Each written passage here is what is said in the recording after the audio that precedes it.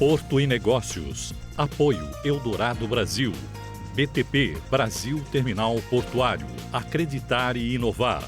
E Unimed Santos, com novo e moderno centro médico.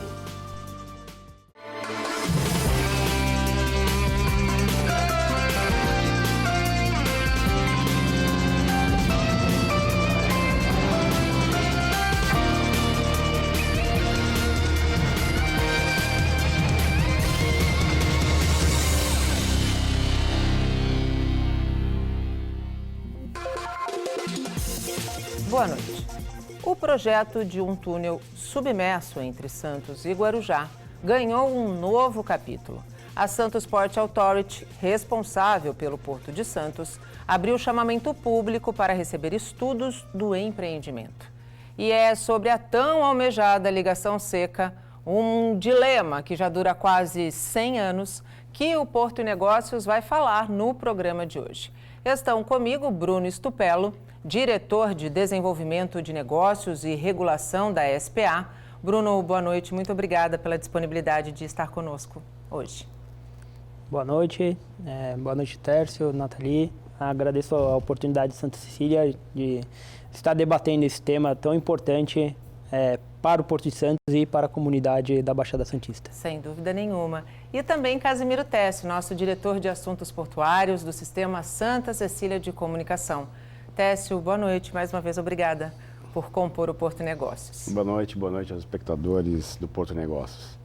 Bruno, para a gente começar o nosso bate-papo, como é que vai funcionar, aliás, como já está, funcionando esse chamamento público? Quem tiver interesse, como deve proceder?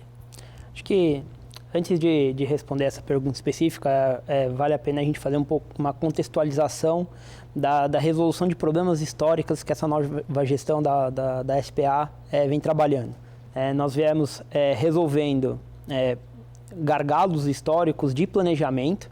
Então, atualizamos a poligonal do Porto depois de 18 anos, atualizamos o PDZ depois de 14 anos, e chegou o momento de solucionarmos as questões dos acessos terrestres.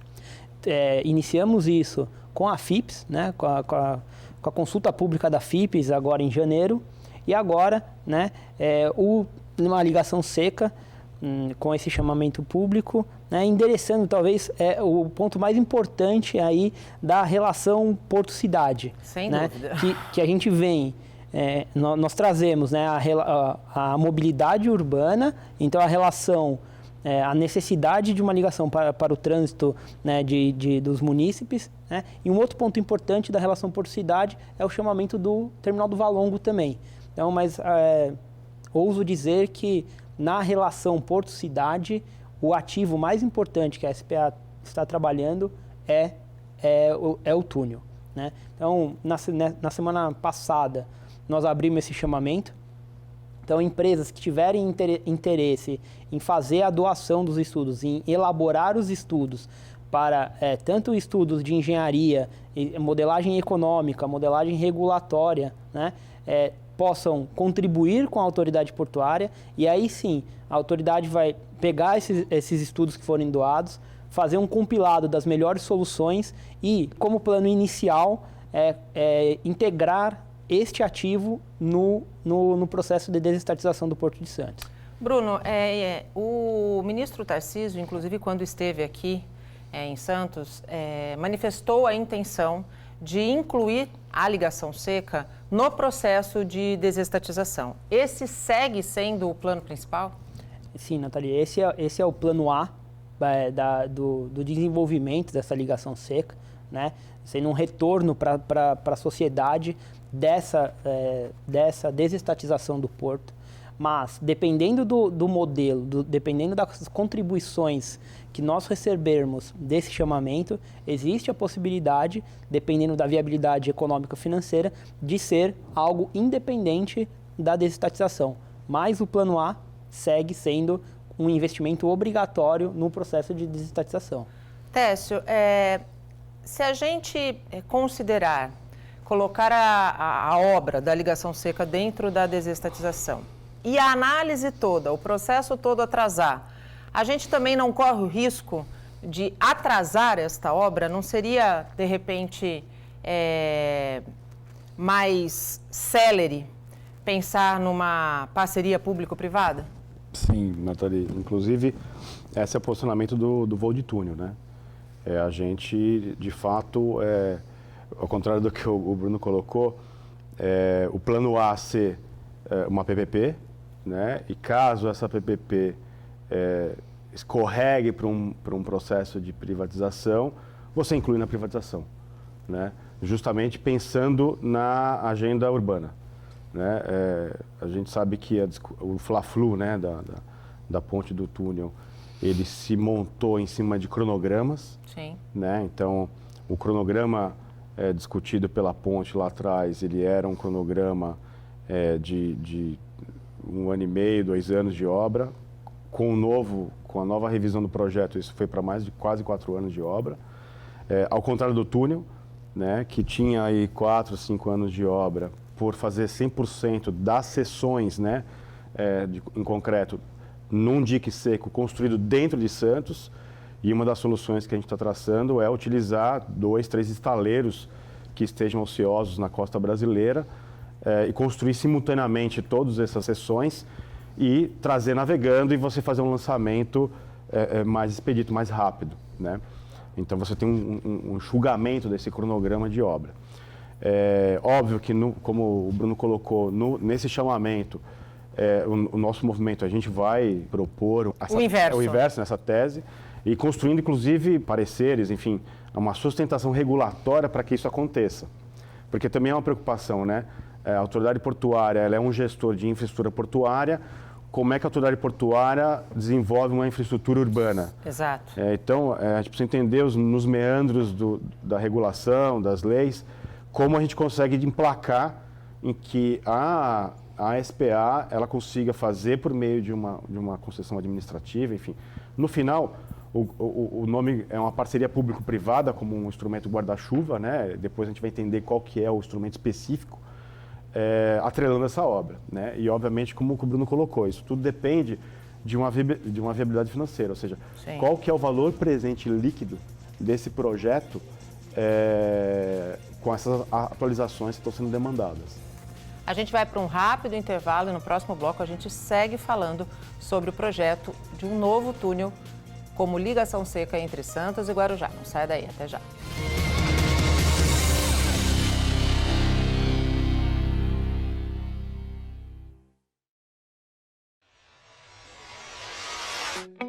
Quase tudo que o brasileiro usa no seu dia a dia passa por terminais e recintos localizados nos portos e outros locais de fronteira. Eles movimentam e armazenam cargas sob controle aduaneiro. A maior parte dos produtos comercializados pelo Brasil com o exterior é liberada nesses locais.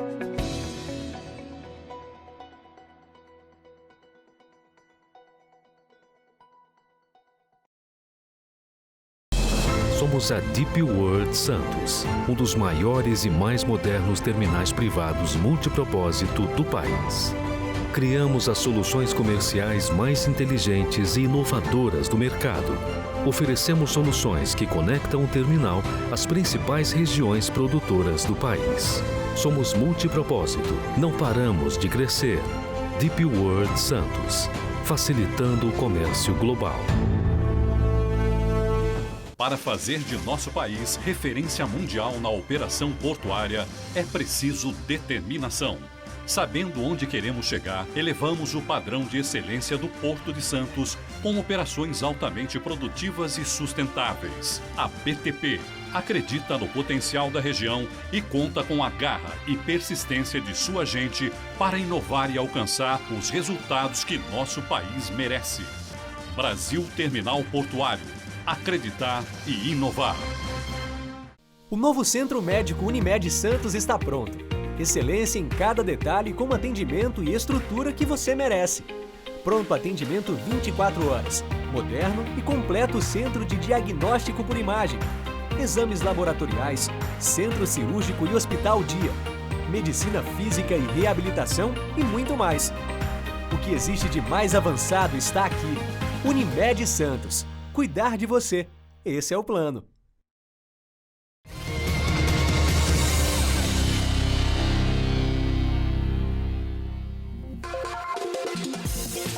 Estamos de volta e o Porto e Negócios de hoje trata da ligação seca entre Santos e Guarujá a partir da construção de um túnel submerso. Participam do programa Bruno Stupello, diretor de Desenvolvimento de Negócios e Regulação da SPA, e Casemiro Técio, diretor de Assuntos Portuários do Sistema Santa Cecília de Comunicação. Bruno, como bem colocou o Técio no bloco anterior, essa questão da ligação seca, ela se tornou um fla-flu, de fato, há alguns anos atrás e se intensificou. Com esse posicionamento da SPA, a gente pode dizer que a autoridade portuária, que é ligada ao Ministério da Infraestrutura, entende que o melhor para o desenvolvimento do porto e também para a relação saudável porto-cidade é o túnel, não é uma ponte. Quando a gente pensa no desenvolvimento portuário, se nós olharmos o estuário de Santos, onde tem áreas para serem desenvolvidas é no fundo do canal. Né? Temos a Ilha de Bagres, a região do Caneu, são regiões para o desenvolvimento portuário, né? Regiões greenfield ainda. Nós não temos área mais para a entrada do canal para desenvolvimento. É muito difícil a gente prever quais serão o tamanho dos navios, que tipo de portainer e equipamento vai passar pelo canal, né? E ao instalar uma ponte, você pode ter uma restrição, como acontece em diversos lugares do mundo, inclusive que estão retirando pontes. Então, pensando na segurança da navegação e principalmente no objetivo de uma ligação seca, que é atender a mobilidade urbana, a autoridade portuária entende que a melhor solução é o túnel submerso. Né? Ali nós estamos vislumbrando a passagem do VLT, tem uma ciclovia, passagens de pedestre, né? Tem a circulação do transporte urbano. Então, assim, para atender o principal objetivo, que é a mobilidade urbana, o túnel submerso, dentre as opções que já foram colocadas na visão da autoridade portuária, é a melhor opção.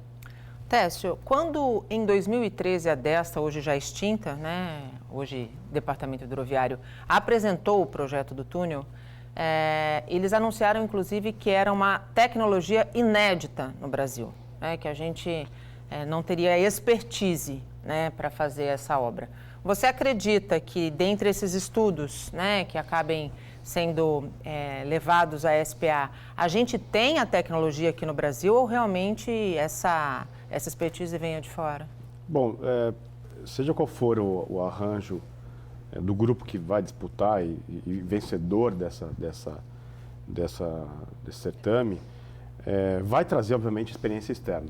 Né? Então, existem aí mais de 200 túneis imersos em travessia de canal, travessia de áreas portuárias, baías urbanas, enfim. Experiências bem-sucedidas. Experiências bem-sucedidas. E começou agora a construção do túnel entre a Dinamarca e a Alemanha, vai ser o maior túnel imerso do mundo. Vai ter um tempo aí de construção, né, que são mais de 40 quilômetros de túnel, cerca de 40 quilômetros de túnel. Mas você consegue enxergar vários projetos e várias experiências de consultorias de engenharia, ou seja, de desenho e de construção. Então, eu acredito que no final do dia, o que nós vamos ter? Empresas brasileiras que já têm grande experiência em construção, se aliando a tecnologias já consagradas lá fora para construir o túnel aqui em Santos. Até porque, como eu coloquei, o projeto original do DERSA era construir um dique seco do lado do Guarujá, sim, construir a duela, ou seja, bloco a bloco do túnel e lançando isso de tempos em tempos, ou seja, o cronograma de obra de fato estendido. A gente utilizando a mesma tecnologia em estaleiros, você tem estaleiros no Rio Grande do Sul, no Rio de Janeiro, em Pernambuco, o estaleiro Atlântico Sul, que tem esses diques já montados. Né? Então você pode fazer a construção nesses Rio Grande, por exemplo, está ocioso. Então você pode fazer a obra nesses lugares e trazer navegando essas seções, não necessitando do custo do dique seco aqui, inclusive seria um dique seco construído só para a obra, né? Então é mais um ponto de economia da obra e de tempo, né? Porque ao invés de você fazer a duela, né? Sim. Você faz 3, 4 simultaneamente, né? Então você reduz drasticamente o cronograma de obra. Quando a Dersa também apresentou em 2013 o projeto, falava-se em mais de 3 milhões de investimento para a obra, 3 né? 3 bilhões, perdão, 3 bilhões de investimento. Qual é a expectativa da SPA com relação ao custo dessa obra?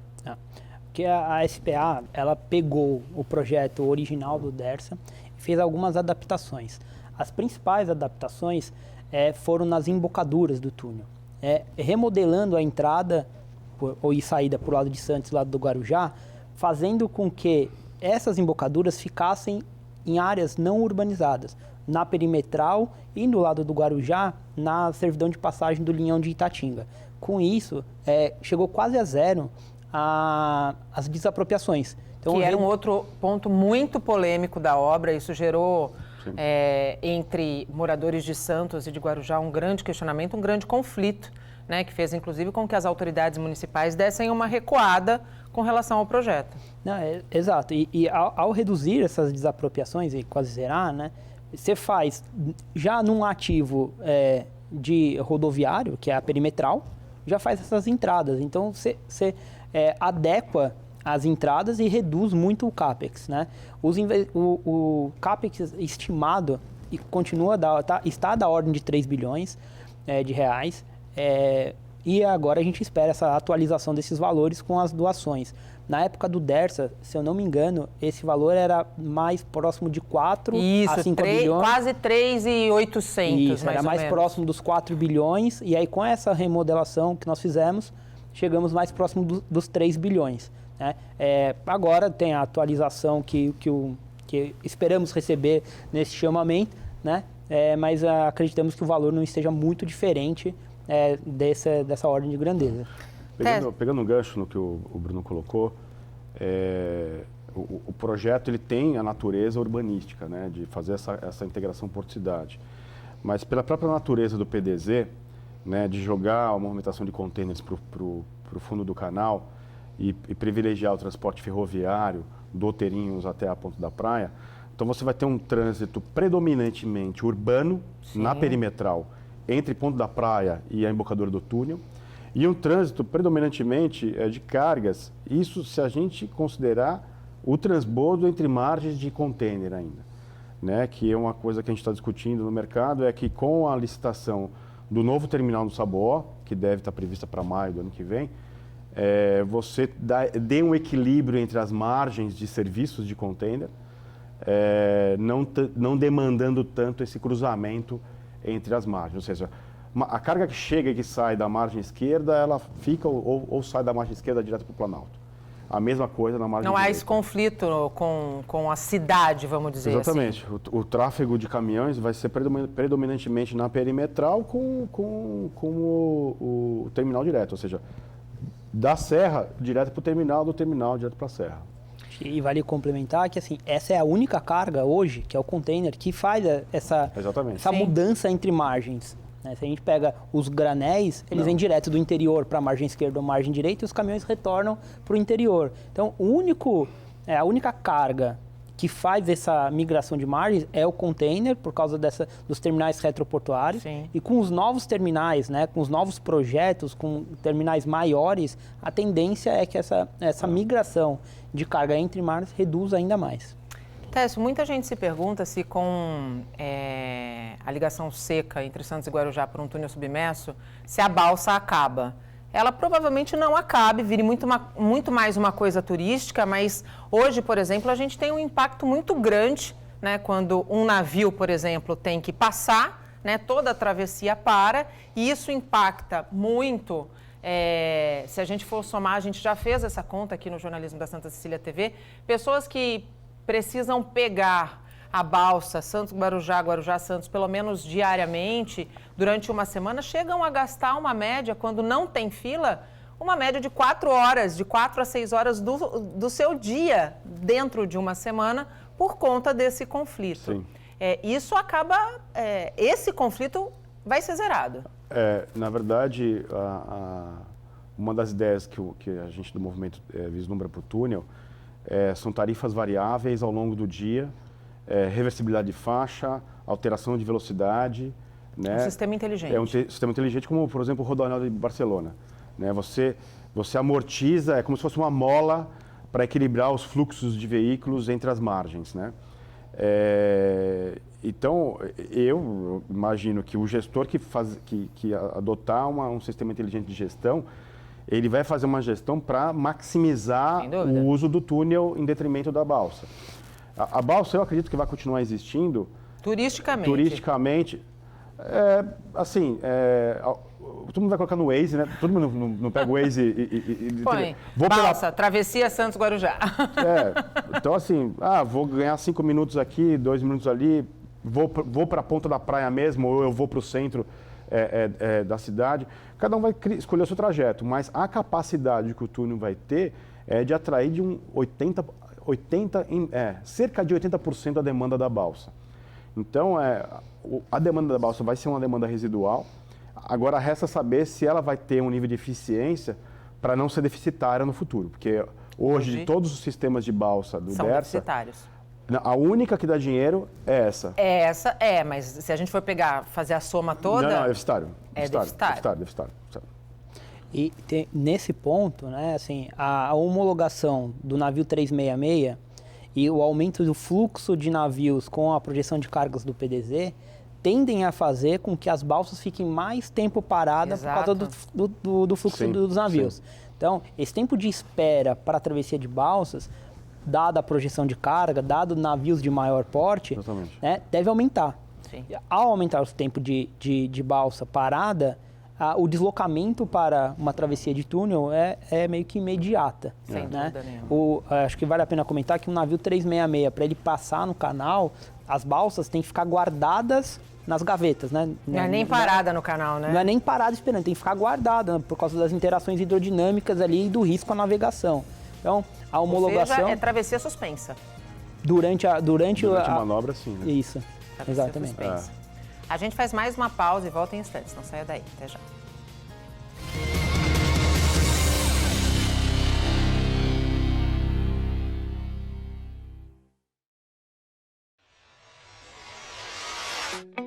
Quase tudo que o brasileiro usa no seu dia a dia passa por terminais e recintos localizados nos portos e outros locais de fronteira. Eles movimentam e armazenam cargas sob controle aduaneiro. A maior parte dos produtos comercializados pelo Brasil com o exterior é liberada nesses locais.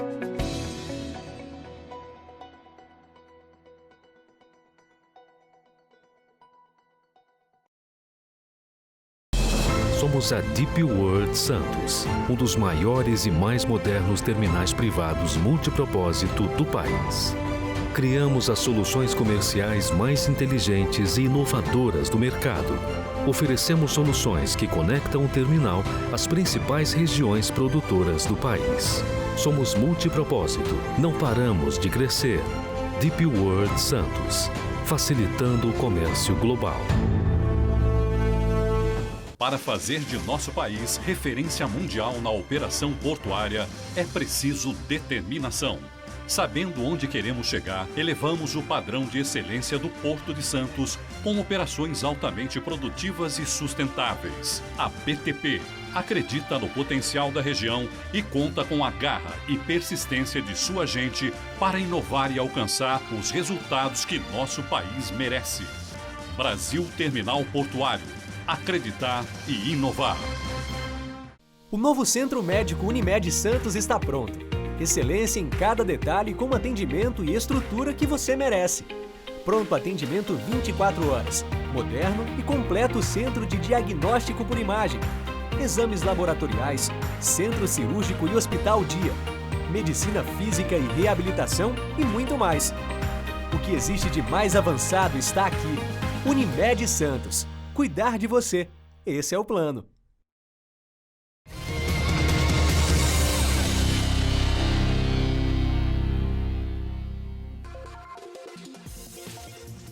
Estamos de volta e chegamos ao último bloco do Porto e Negócios. Hoje falamos da ligação seca entre Santos e Guarujá, a partir da construção de um túnel submerso. Participam do programa Bruno Stupello, diretor de Desenvolvimento de Negócios e Regulação da SPA, e Casimiro Técio, diretor de Assuntos Portuários do Sistema Santa Cecília de Comunicação. Técio, em 2019, você ainda era presidente da SPA e participou do primeiro Fórum Porto e Negócios, que levou à mesa e à discussão justamente esta temática, né? E de uma maneira muito ampla, de uma maneira muito aberta para a sociedade. Qual foi a importância desse fórum para o que está acontecendo hoje, né? O fato de ter reunido tantas personalidades, tantas autoridades, tantos empresários e ter discutido de uma maneira tão aberta um assunto que naquela época se mostrava muito polêmico. Eu acho que é um momento que a gente olha para trás e vê as batalhas, né, que a gente trava no passado e vê o resultado hoje, né? Acho que a publicação do chamamento, ela é um marco que foi construído lá atrás. E assim, eu dividindo diretoria com o Bruno na época, na SPA, e a gente discutindo exaustivamente que tipo de posicionamento, porque a última coisa que essa diretoria técnica queria era politizar a discussão. Exato.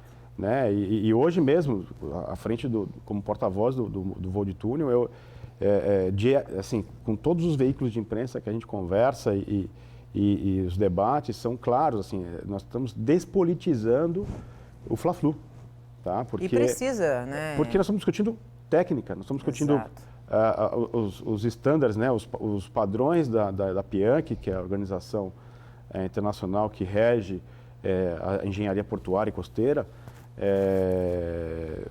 as boas práticas mundiais nos portos, enfim, os arrependimentos de muitos portos com relação à ponte versus túnel, enfim, com muita frieza, com muita clareza, né, sem partidarismo. Sem partidarismo, né?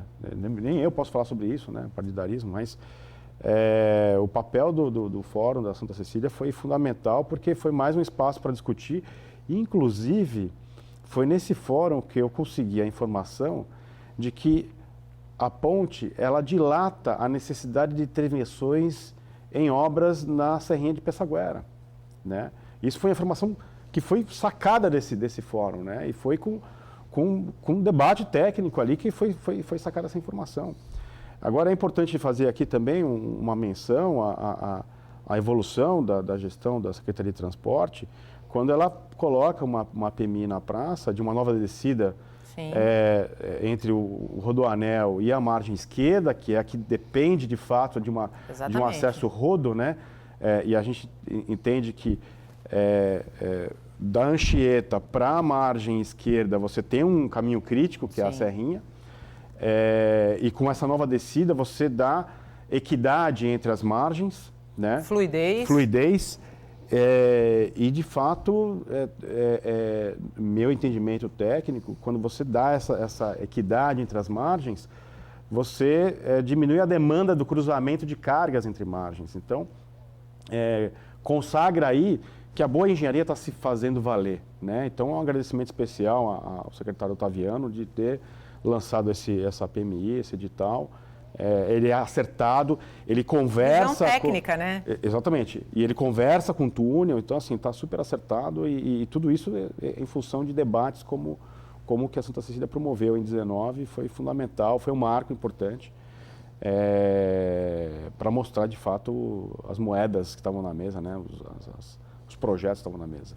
Bruno, essa não foi a primeira vez que a SPA lançou mão de um chamamento público, né? A gente teve a questão do chamamento da concessão do canal. Como é que foi a experiência? Quais foram os aprendizados? A ideia, né, dos chamamentos é trazer a comunidade para participar da fase de desenvolvimento dos projetos. Isso, né, o principal objetivo é dar celeridade aos processos que a autoridade portuária hoje não tem braço para desenvolver. Então, a gente traz a comunidade, traz experiências de empresas privadas para construir esses projetos, né? Então, tanto construir o projeto de um terminal de passageiros na região do Valongo, a questão do chamamento do canal, que nós fizemos em 2019 e recebemos em 2020, né? Isso dá celeridade ao desenvolvimento daquele assunto. Do canal, nós recebemos 4 doações, 2 delas bem completas, né? Esses estudos eles estão sendo usados durante agora os estudos de desestatização.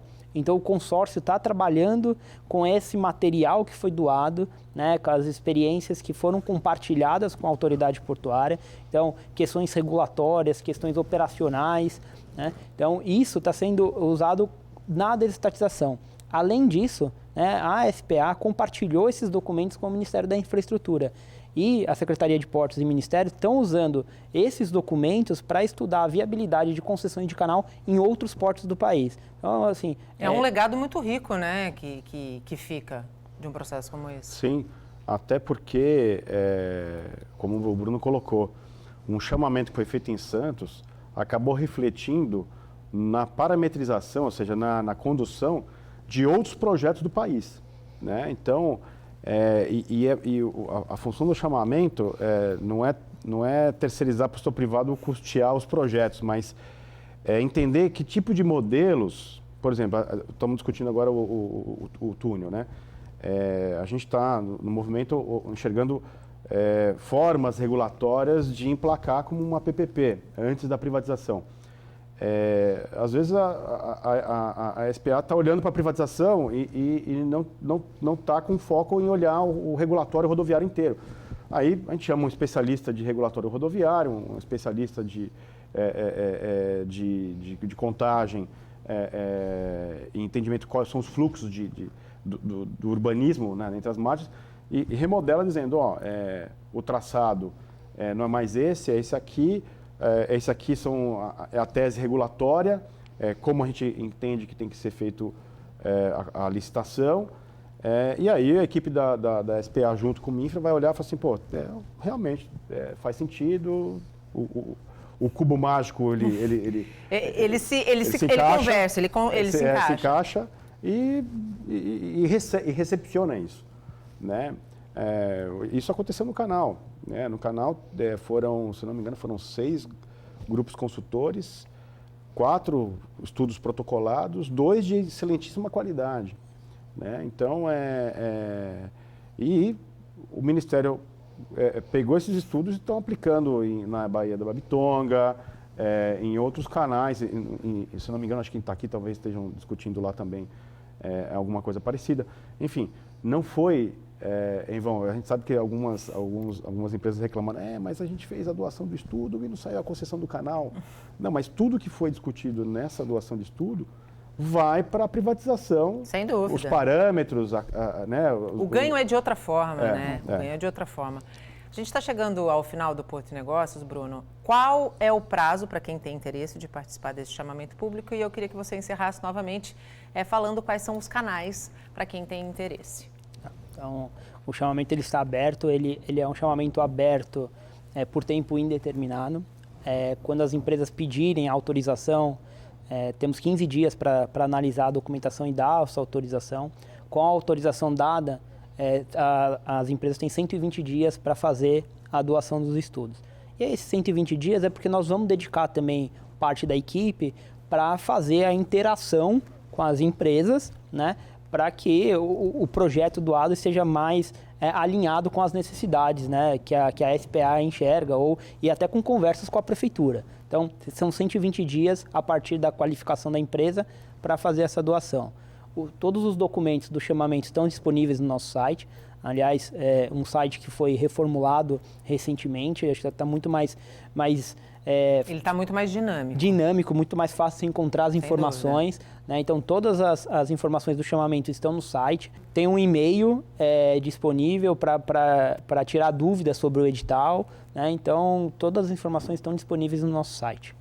Bruno, muitíssimo obrigado pela tua disponibilidade, disposição de estar aqui conosco nessa noite, falando de fato de um assunto que precisa sair do papel, precisa deixar de ser lenda, porque representa, sim, um passo importante para a continuidade do crescimento do Porto e a solução para um conflito quase que centenário entre Porto e cidade. Muito obrigada. Eu que agradeço a oportunidade por você, pelo Tércio, pelo Sistema Santa Cecília, e debater de novo esse assunto tão importante, né? Desde 2019, a gestão começando com o Tércio, a gente vem vencendo esses obstáculos, e essa é a nossa missão, né? Conseguir endereçar esses problemas históricos que o Porto de Santos tinha, entregando aí um porto de muito mais qualidade para toda a comunidade. Tércio, obrigada mais uma vez por estar aqui, né? Eu acho que esse tema tem um gostinho especial para você, sem dúvida nenhuma, que além de ter estado à frente desde o começo, hoje é porta-voz de um movimento que tem crescido, tem ganhado força.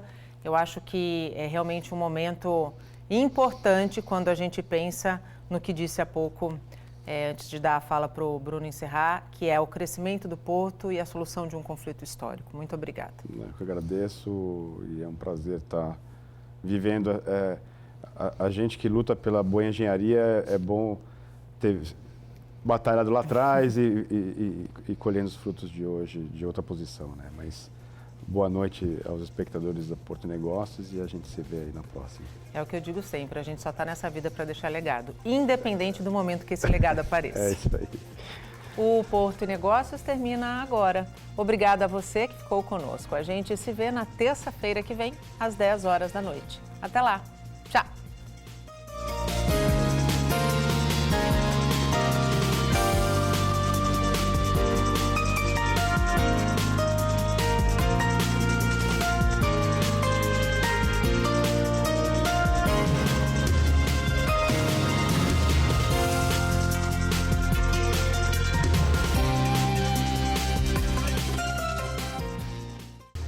Porto e Negócios. Apoio Eldorado Brasil. BTP, Brasil Terminal Portuário. Acreditar e inovar. E Unimed Santos, com novo e moderno centro médico.